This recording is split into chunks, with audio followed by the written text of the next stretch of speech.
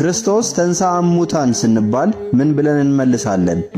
ሀ አሰሮ ለሰይጣን፣ ለ አጋዞ ለአዳም፣ አመሩሃ በአቢይ ኃይሎ ስልጣን።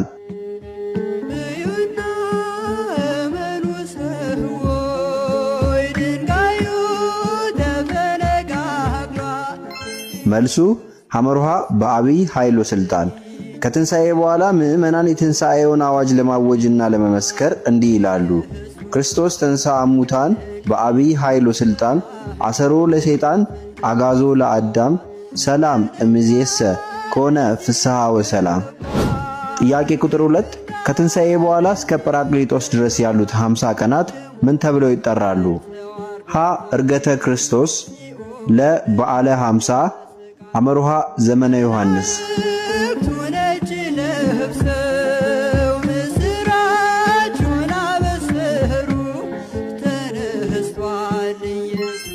መልሱ ለ በዓለ 50።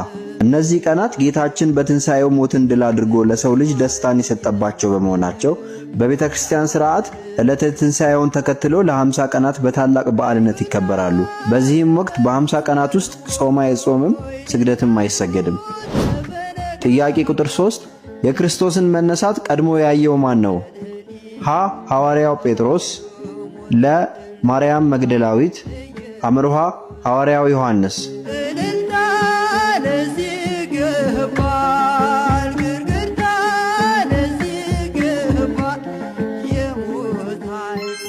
መልሱ ለ ማርያም መግደላዊት። መግደላዊት ማርያም በማለዳ ወደ መቃብር በሄደች ጊዜ መልአኩ ተነስቷል በዚህ የለም ብሎ የምስራች ነግሯታል። ከዚያም እያለቀሰች ልትመለስ ስትል ራሱ ክርስቶስ ተገለጠላትና ማርያም ብሎ ጠራት። እርሷም ረቡኒ ወይም መምህር ሆይ ብላ ጠራችው። ክርስቶስም ትንሣኤውን ለሐዋርያት እንድታበስር ምስክር አድርጎ ልኳታል። ጥያቄ ቁጥር 4 ጌታችን ኢየሱስ ክርስቶስ ወደ ሲኦል ወርዶ ነፍሳትን ወደ ገነት ያመጣበት ምክንያት ምን ነበር? ሀ ለአዳም የገባለትን ቃል ኪዳን ለማክበር፣ ለ በምድር አዲስ ጅማሬን ለማስጀመር፣ አመርሃ ስለ ድንግል ማርያም የተማጸኑትን ለማዳን።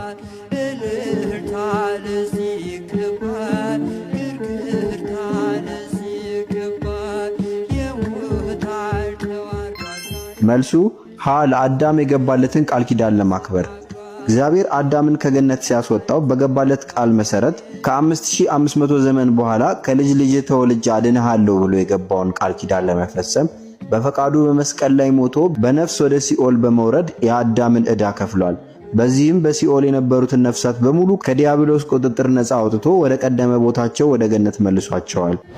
ጥያቄ ቁጥር 5 ሉቃስና ቀለዮጳ ወዴት እየሄዱ እያለ ነው ክርስቶስ ያገኛቸው? ሀ ወደ ኢያሪኮ፣ ለ ወደ ጎልጎታ፣ አመርሃ ወደ ኤማሁስ።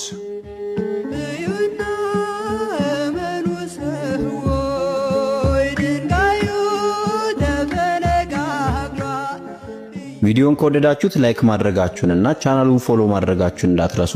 የአምስተኛውን ጥያቄ መልስ ኮሜንት ላይ እንድትመልሱ እንጠይቃለን።